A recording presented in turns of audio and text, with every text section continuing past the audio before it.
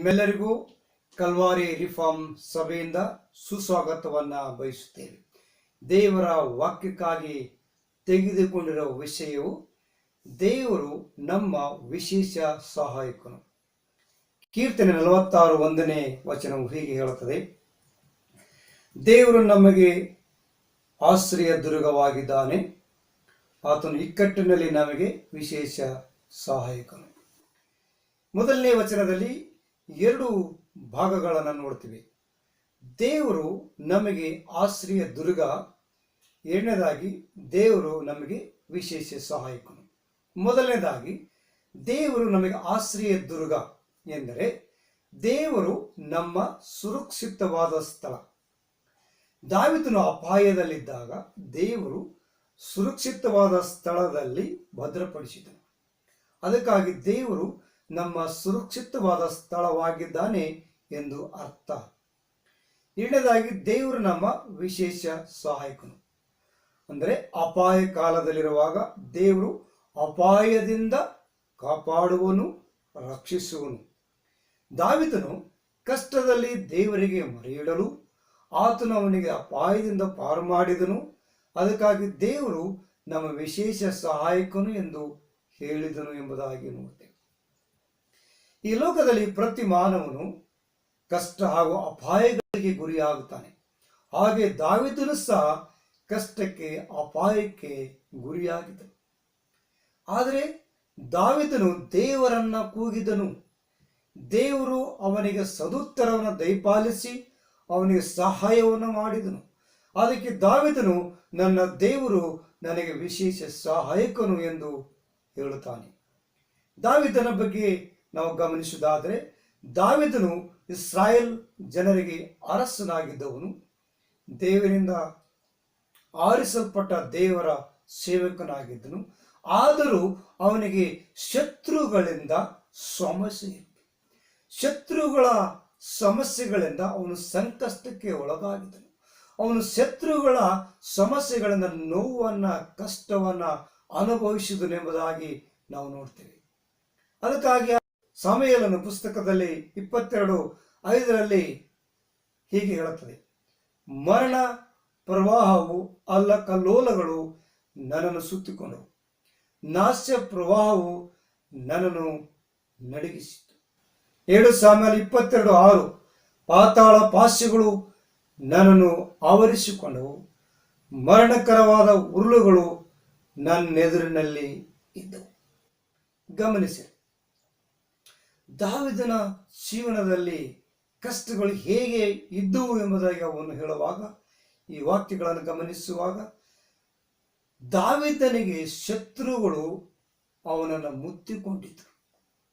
ಶತ್ರುಗಳು ಪ್ರವಾಹದ ಹಾಗೆ ಅವನಿಗೆ ಮುತ್ತಿಗೆ ಹಾಕಿದ್ರು. ಪ್ರವಾಹದ ಹಾಗೆ ಅಂದ್ರೆ ಸಮುದ್ರದಲ್ಲಿ ಅಲೆಗಳಿದೆಯಲ್ಲ, ಅದಕ್ಕಿಂತಲೂ ಜಾಸ್ತಿ ಮುತ್ತಿಗೆ ಹಾಕಿದ್ರೆ ಎಂಬುದಾಗಿ ಅವನು ವಿವರಣೆ ಮಾಡ್ತಾನೆ. ಆ ಸಂದರ್ಭದಲ್ಲಿ ಅವನು ನಲಿಗಿ ಹೋಗಿದ್ದು ಮತ್ತು ಜೀವ ತೆಗೆಯುವಂತ ಸ್ಥಿತಿ ಅಲ್ಲಿ ಆವರಿಸಿಕೊಳ್ಳಲ್ಪಟ್ಟಿತ್ತು. ದಾವೀದನು ಸಾಯಿಸುವಂತ ಖಡ್ಗ ಹಾಗೂ ಕತ್ತಿಗಳು ಅವನ ಎದುರಿನಲ್ಲಿ ಇದ್ದವು. ದಾವೀದನಿಗೆ ಸಾಯಿಸುವಂತ ಖಡ್ಗಗಳು, ದಾವೀದನಿಗೆ ಸಾಯಿಸುವಂತ ಕತ್ತಿಗಳು ಅವನ ಎದುರಿನಲ್ಲಿಯೇ ಇದ್ದವು. ಇದು ದಾವೀದನ ಸ್ಥಿತಿ. ಆದರೆ ಜಾಗೃತಕನ್ನು ಗಮನಿಸಿರಿ, ಇಂಥ ಕಠಿಣವಾದ ನೋವು, ಬಾಧೆ, ಸಂಕಷ್ಟ, ಹೋರಾಟದ ಮಧ್ಯದಲ್ಲಿ ದಾವೀದನು ಏನು ಮಾಡಿದನೆಂಬುದಾಗಿ ನಾವು ಗಮನಿಸುವ. 2 ಸಾಮುವೇಲ 22:7 ನೋಡ್ತೇವೆ, ಅಂಥ ಕಷ್ಟ ಕಾಲದಲ್ಲಿ ನಾನು ಯೆಹೋವನಿಗೆ ಮೊರೆಯಿಟ್ಟೆನು, ನನ್ನ ದೇವರನ್ನು ಪ್ರಾರ್ಥಿಸಿದೆನು. ಆತನು ತನ್ನ ಮಂದಿರದಲ್ಲಿ ನನ್ನ ಶಬ್ದವನ್ನು ಕೇಳಿದನು, ನನ್ನ ಕೂಗು ಆತನ ಸನ್ನಿಧಿಗೆ ಮುಟ್ಟಿತು. ಇಲ್ಲಿ ಗಮನಿಸಿ, ಆ ಕಷ್ಟ ಕಾಲದಲ್ಲಿ, ಆ ನೋವಿನ ಮಧ್ಯದಲ್ಲಿ ದಾವೀದನು ಏನು ಮಾಡಿದ್ದಾನೆ? ನಂಬರ್ 1, ಯೆಹೋವನಿಗೆ ಮೊರೆಯಿಟ್ಟನು. ನಂಬರ್ 2, ದೇವರನ್ನು ಪ್ರಾರ್ಥಿಸಿದನು. ನಮ್ಮ ಜೀವನದಲ್ಲಿ ಕಷ್ಟ ಕಷ್ಟಗಳು, ಸಂಕಷ್ಟಗಳು, ಹೋರಾಟಗಳು ಬಂದಿರುವಾಗ ನಾವು ಏನು ಮಾಡುತ್ತೇವೆ? ಒಂದು ಸಾರಿ ಆಲೋಚನೆ ಮತ್ತು ಪರೀಕ್ಷೆ ಮಾಡಿಕೊಳ್ಳೋಣ. ದೇವರ ವಾಕ್ಯ ಹೇಳ್ತದೆ, ನಾವು ನಮ್ಮ ಶತ್ರುಗಳಿಗಾಗಿ ಪ್ರಾರ್ಥಿಸಬೇಕು. ಕೀರ್ತನೆ 18:3 ನೋಡ್ತೇವೆ, ಯೆಹೋವನು ಸ್ತೋತ್ರಕ್ಕೆ ಅರ್ಹನು, ಆತನಿಗೆ ನಾನು ಮೊರೆ ಇಡಲು ಆತನು ನನ್ನನ್ನು ಶತ್ರುಗಳಿಂದ ರಕ್ಷಿಸುತ್ತಾನೆ. ನಾವು ದೇವರಲ್ಲಿ ಶತ್ರುಗಳಿಗಾಗಿ ಪ್ರಾರ್ಥಿಸುವಾಗ ದೇವರು ಶತ್ರುಗಳಿಂದ ನಮ್ಮನ್ನು ರಕ್ಷಿಸುತ್ತಾನೆ ಎಂಬುದಾಗಿ ದೇವರ ವಾಕ್ಯದ ಮೂಲಕ ನೋಡ್ತೇವೆ.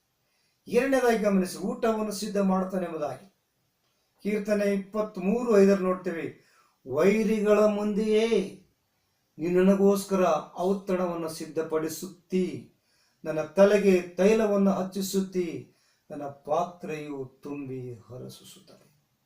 ನಮಗೆ ವೈರಿಗಳು ಬಂದಾಗ, ನಮಗೆ ತೊಂದರೆ ಮಾಡಲಿಕ್ಕಿರುವಾಗ ದೇವರು ಹೇಳ್ತಾನೆ, ಅವರ ಮುಂದೆ ನಿನಗೆ ಊಟವನ್ನು ಸಿದ್ಧ ಮಾಡ್ತಾರೆ. ಇದು ನಮ್ಮ ದೇವರು ಕೊಡುವಂಥ ವಾಗ್ದಾನ. ಅದಕ್ಕಾಗಿ ಪ್ರಿಯರೇ, ನಾವು ವೈರಿಗಳಿಗಾಗಿ ಕರ್ತನೆ ಮುಂದೆ ಮೊರೆ ಇಡಬೇಕು.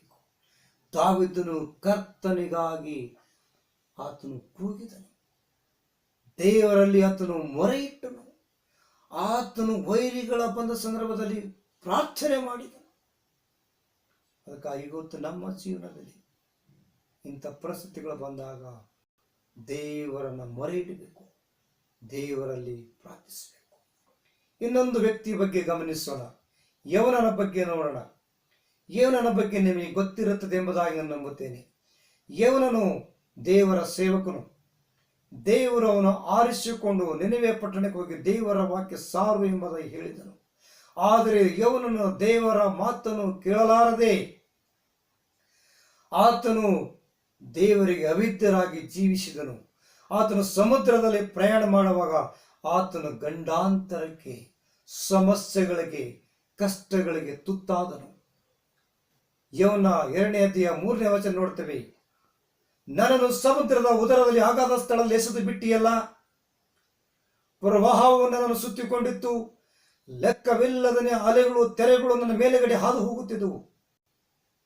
ಅವನು ಹೇಳ್ತಾನೆ, ಲೆಕ್ಕವಿಲ್ಲದ ಅಲೆಗಳು ಅವನ ಸುತ್ತಮುತ್ತಲು ಹೋಗ್ತಾ ಇತ್ತು. ಆದರೆ ಮುಂದೆ ವಾಕ್ಯ ನೋಡ್ತೇವೆ, ಯವನ 2:2 ನೋಡ್ತೇವೆ, ಇಕ್ಕಟ್ಟಿನಲ್ಲಿ ನಾನು ಯೆಹೋವನಿಗೆ ಮೊರೆಯಿಟ್ಟೆನು, ಆತ ನನಗೆ ಸದುತ್ತರ ದಯಪಾಲಿಸಿದನು, ಪಾತಾಳ ಗರ್ಭದೊಳಗಿಂದ ಕೂಗಿಕೊಂಡನು, ಆಹಾ ನನ್ನ ಧ್ವನಿಯನ್ನು ಲಾಲಿಸಿದೆ. ಯವನನ ಜೀವನದಲ್ಲಿ ಬಂದಿರುವಂಥ ಗಂಡಾಂತರ, ಅವನ ದೇವರಿಗೆ ವಿರುದ್ಧವಾಗಿ ತಪ್ಪು ಮಾಡಿದ್ದರಿಂದ ಅವನ ಜೀವನದಲ್ಲಿ ದೊಡ್ಡ ಗಂಡಾಂತರ, ದೊಡ್ಡ ಅಪಾಯವನ್ನು ಸಂಭವಿಸಿತು. ಆ ಅಪಾಯ ಎಂಥ ಅಪಾಯ ಎಂಬುದಾಗಿ ಹೇಳುವಾಗ ಮರಣಕರವಾದ ಅಪಾಯಗಳು. ಅವನು ಹೇಳುತ್ತಾನೆ, ನಡು ಮಧ್ಯದ ಗಾಢವಾದ ನೀರಿನ ಮಧ್ಯದಲ್ಲಿ ಅವನು ಇದ್ದಾನೆ, ಅವನು ಯಾರು ಕಾಪಾಡಲಿಕ್ಕಾಗಲ್ಲ. ನಮ್ಮೆಲ್ಲರಿಗೆ ದಾವೀದನ ಮತ್ತು ಯವನನಕ್ಕಿಂತ ಹೆಚ್ಚಿನ ಕಷ್ಟಗಳು ನಮ್ಮನ್ನು ಸುತ್ತಿಕೊಂಡಿರಬಹುದು. ಹಾಗಾದರೆ ನಾವೇನು ಮಾಡಬೇಕು? 3 ವಿಷಯಗಳನ್ನು ಗಮನಿಸಿ. ಮೊದಲನೇದಾಗಿ, ದೇವರಲ್ಲಿ ಮೊರೆ ಇಡುವವರಾಗಿರಬೇಕು. ಕೀರ್ತನೆ 91:15 ನೋಡ್ತೇವೆ, ಅವನು ನನಗೆ ಮೊರೆ ಇಡುವಾಗ ಸದುತ್ತರನ್ನು ದಯಪಾಲಿಸುವೆನು, ಇಕ್ಕಟ್ಟಿನಲ್ಲಿ ಹತ್ತಿರವಿದ್ದು ತಪ್ಪಿಸಿ ಘನಪಡಿಸುವೆನು. ನಾವು ಕಷ್ಟದಲ್ಲಿ, ಇಕ್ಕಟ್ಟದಲ್ಲಿ ನೀವಿದ್ದೀರಾ? ಕರ್ತನ ವಾಕ್ಯ ಹೇಳುತ್ತದೆ, ಕರ್ತನಿಗೆ ಮೊರೆ ಇಡಿರಿ, ಕರ್ತನು ಸದುತ್ತರನ್ನು ದಯಪಾಲಿಸಿ ಇಕ್ಕಟ್ಟಿನಲ್ಲಿ ಹತ್ತಿರವಿದ್ದು ನಮ್ಮನ್ನು ತಪ್ಪಿಸಿ ಘನಪಡಿಸುತ್ತೇನೆ. ಎರಡನೇದಾಗಿ, ದೇವರನ್ನು ಪ್ರಾರ್ಥಿಸಿರಿ. ದೇವರ ಸೇವಕನಾದ ದಾನಿಯೇಲನು ಪ್ರಾರ್ಥನೆ ಮಾಡುತ್ತಾ ಇದ್ದನು. ದಾನಿಯೇಲ 6:22 ನೋಡ್ತೇವೆ, ನನ್ನ ದೇವರು ತನ್ನ ದೂತರನ್ನು ಕಳಿಸಿ ಸಿಂಹಗಳ ಬಾಯಿಯನ್ನು ಬಂಧಿಸಿದನು. ದಾನಿಯೇಲನಿಗೆ ಅಪಾಯ, ಅವನು ಸಿಂಹಗಳ ಗವಿಯಲ್ಲಿ ಇದ್ದಾನೆ, ಸಿಂಹಗಳು ಅವನನ್ನು ತಿನ್ನಲು ಸಿದ್ಧವಾಗಿದ್ದಾವೆ, ಆದರೆ ದೇವರ ವಾಕ್ಯ ಹೇಳುತ್ತದೆ, ಅವನು ದೇವರಲ್ಲಿ ಪ್ರಾರ್ಥನೆ ಮಾಡಿದ್ದ ನಿಮಿತ್ತವಾಗಿ ಸಿಂಹಗಳ ಬಾಯಿಗಳು ದೇವರು ಬಂಧಿಸಿದನು. ನೀನು ಪ್ರಾರ್ಥನೆ ಮಾಡುವಾಗ ದೇವರು ಕಷ್ಟಗಳನ್ನು, ವೈರಿಗಳ ಬಾಯಿಗಳನ್ನು ಬಂಧಿಸಲು ಶಕ್ತನು. ಮೂರನೇದಾಗಿ, ದೇವರಲ್ಲಿ ಆಸಕ್ತಿ ಉಳ್ಳವನಾಗಿರು. ಕೀರ್ತನೆ 91:14 ನೋಡ್ತೇವೆ, ಅವನು ನನ್ನಲ್ಲಿ ಆಸಕ್ತನಾಗಿರುವುದರಿಂದ ಅವನನ್ನು ರಕ್ಷಿಸುವೆನು. ಇವತ್ತು ಯಾವ ವಿಷಯದಲ್ಲಿ ನಮಗೆ ಆಸಕ್ತಿ ಇದೆ?